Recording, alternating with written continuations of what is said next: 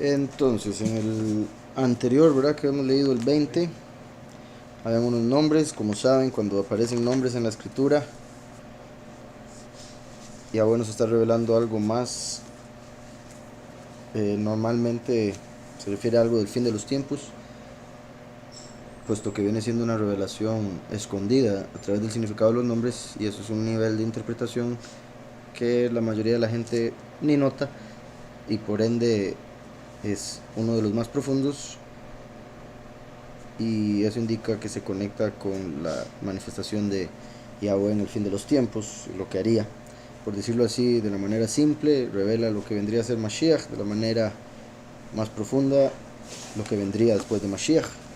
Pues vamos a ver los nombres, que repito, los significados de los nombres tienen muchísima importancia, como siempre hablamos por acá, no solo el nombre del Todopoderoso y de su Hijo, sino cada nombre que aparece en la escritura, por algo aparece donde aparece. Tanto así que Yahweh a veces, en vez de el nombre de la persona, utiliza algún término diferente eh, para darnos a entender, ¿verdad?, algo más elevado a través del significado de las palabras o nombres que se utilizan ahí. Entonces aquí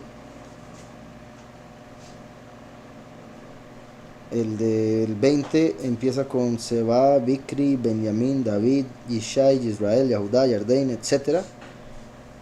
Entonces voy a ver nada más los significados uno tras otro y ahí voy a ir explicando lo que sea necesario. Seba o Sheba, que significa 7 o séptimo. Beersheba significa el pozo de 7 lados o el pozo del pacto. El 7 se conecta con pacto, por ende se le dan esas dos traducciones. Y ya que menciono eso, voy a mantener lo del pacto aquí en el nombre Sheba. Bueno, recuerdan que cuando Samuel fue a ungir a David, primero Yishai pasó 7 hijos delante de él y después encontró a David. Después de los 7 que vio que no eran ellos, fue que le trajeron a David del fondo detrás de las ovejas. Curiosamente aquí el nombre primero es el 7 o séptimo, y después viene el lleno de juventud.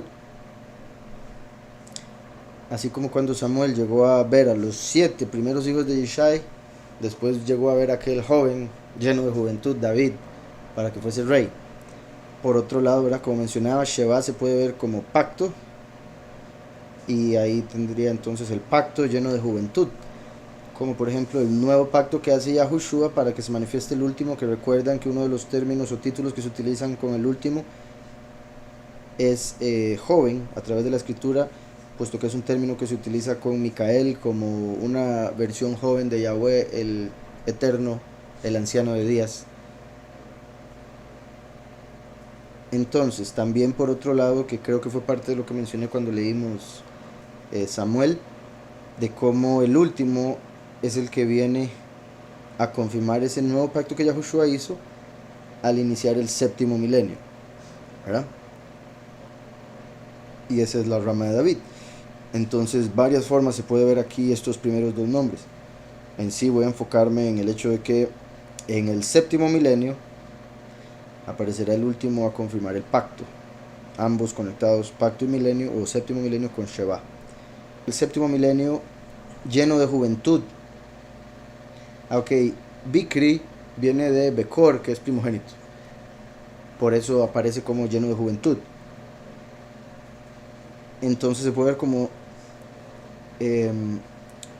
también el hecho de que es primogénito. No sé si se acuerdan la canción mía de Ox o el toro, que verdad, The Lamb habla del primero, The Ox habla del último, y al principio, solo que aparece en hebreo por si algo, aparece una parte de Deuteronomio 33, dice Bejor Shoró Hadarlo, dice Bejor Shoró, lo que está diciendo es, vamos a ver aquí,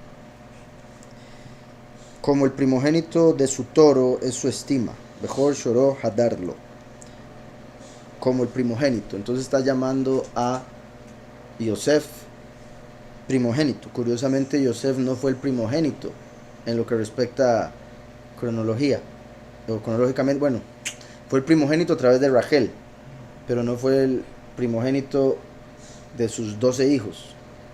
Ese fue Rubén. Pero recuerden que Rubén pecó entonces Yosef le dio la primogenitura Jacob le dio la primogenitura a Yosef. Entonces Yosef fue el primogénito a través de Raquel, la esposa favorita de Jacob, y como el otro primogénito, Rubén, perdió la primogenitura por su pecado, se le dio a Yosef. De ahí también que Yahweh le promete al último, así como hizo con Efraín, ponerlo por primogénito. En Salmo 89, 27 dice: yo también lo pondré por primogénito, el más excelso de los reyes de la tierra.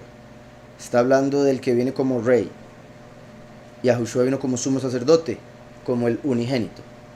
Ahora viene el último, como ya Yahushua vino, entonces ya Yahushua tiene ese lugar, pero Yahweh le promete al último: también te pondré por primogénito. Ahora, Yahushua se le llama unigénito porque es la semilla que bajó sola a morir para poder dar fruto y que nosotros pudiésemos llegar al reino, y porque no hay ninguno como él. Vino directo del Padre a través de una virgen. El otro viene como hijo de hombre, el Ben Adam, por ende viene como semilla de Adán con el pecado, pero a través de Yahushua logra ser purificado igual que el resto de los 144,000. Y como este viene a ser el líder de los 144,000, de los cuales todos son hijos de Yahweh, entonces este se convierte en el primogénito, el primero de ese montón, mientras que Yahushua unigénito, porque cuando vino solo, como la semilla que tiene que morir sola para que dé mucho fruto, como él mismo explicó.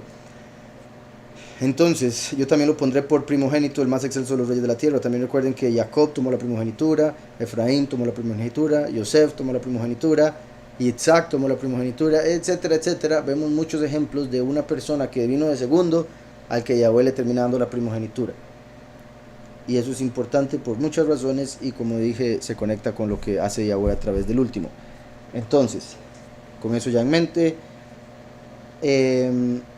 como decía, en el séptimo milenio vino a confirmar el pacto el primogénito, lleno de juventud, el hijo de Días.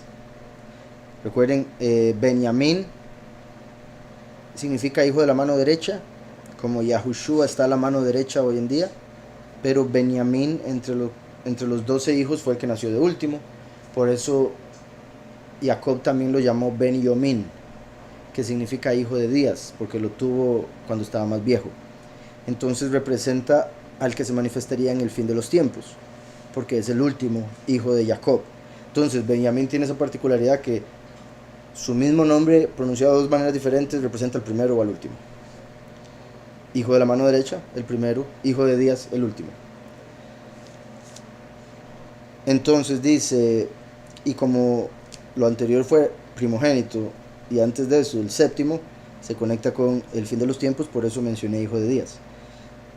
Para el séptimo milenio viene a confirmar el pacto el primogénito lleno de juventud, como el hijo de Días, el mensajero del hijo de la mano derecha, que es el amado, a quien yo poseo, se puede decir, el amado a quien yo poseo, ¿verdad? Porque le pertenece a Yahweh, siendo Yahweh su padre, pero también se puede decir el amado a través de quien voy a poseer, en el sentido de llegar a ser el dueño de la tierra, al conquistar la tierra y establecer su reino. Aquel que gobernará como el poderoso será exaltado. Al descender dará la instrucción de Shalom, ¿verdad? La verdadera doctrina, y llevará la carga.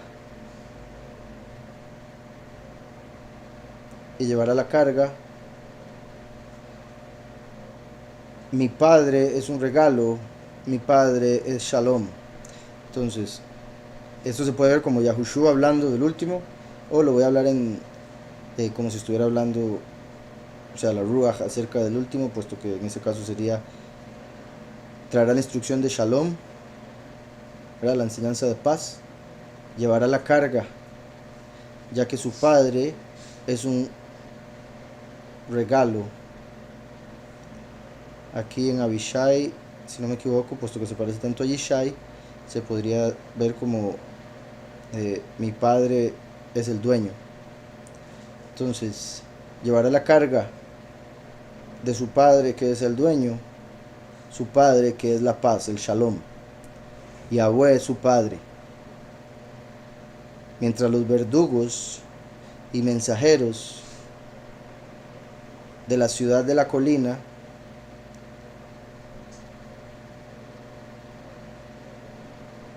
contenderán con aquel que gobernará como el poderoso, y pasará por aflicción, se dolerá e irá a la casa de presión.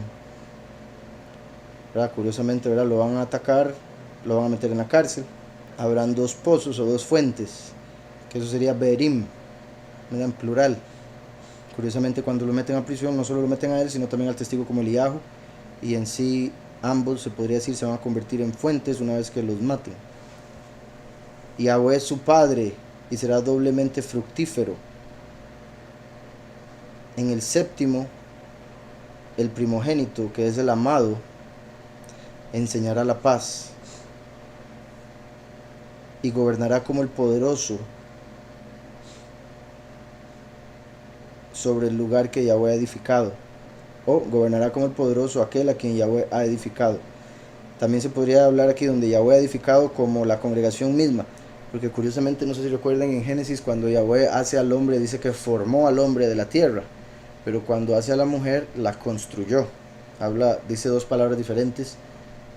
Cuando se refiere a la mujer, por el hecho de que trae el útero y la capacidad de hacer seres humanos dentro de sí misma, entonces la construyó porque construye. Y porque la mujer representa la congregación, y la congregación es el templo de Yahweh que es construido. Entonces aquí se puede ver también como Yahweh, a través de lo que van a hacer los dos testigos, va a construir la congregación, que es la mujer de Mashiach. Entonces,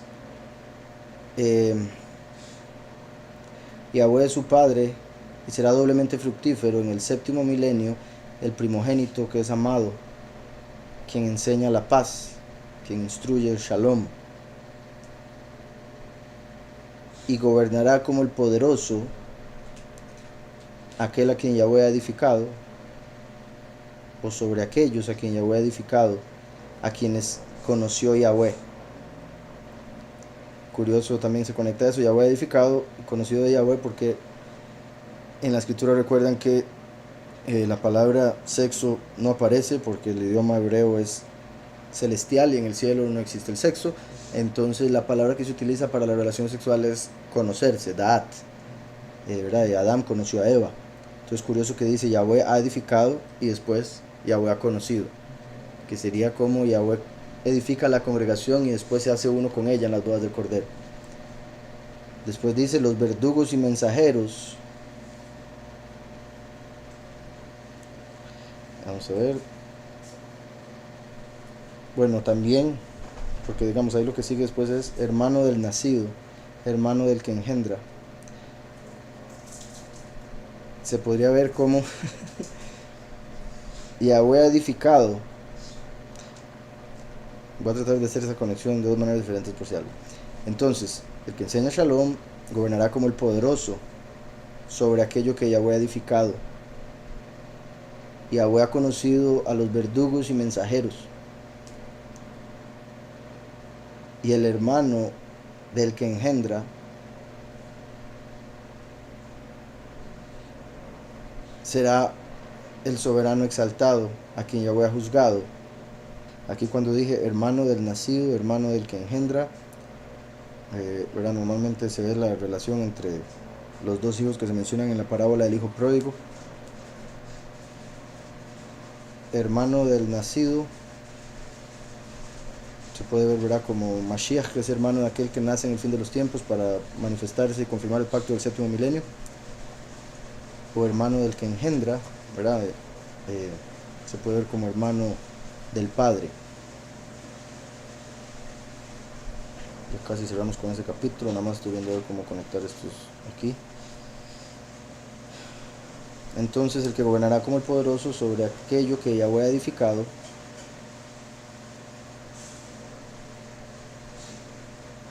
es conocido de Yahweh, como los verdugos y mensajeros, hermanos del nacido. Eso también se puede conectar con el hecho de que el último que nace en la tierra es Micael, y se podrían ver los hermanos verdugos como los ángeles, ¿verdad? Hermanos. Como Yahushua, que a los suyos vino, los suyos no le recibieron, y se convirtieron en verdugos. Mi soberano es exaltado, porque Yahweh ha juzgado al falso y al idólatra. Él es justo, mi Padre es grande y vigilante, quien ilumina al amado. Y ahí termina ese capítulo, en sí los nombres de ese capítulo. Aparece, como les decía, indicar el fin de los tiempos, el séptimo milenio, cuando vienen los dos testigos, los matan, bueno, los meten presos, los matan, pero al resucitarlo, Yahweh hace que el último gobierne, quita a los verdugos y mensajeros, en sí los ángeles caídos, y es exaltado por Yahweh, que habría juzgado para ese momento al falso y a los idólatras, y como Él es justo, se manifestará como grande y vigilante, quien ilumina al amado. Eso fue un resumen de todo lo que decía ahí.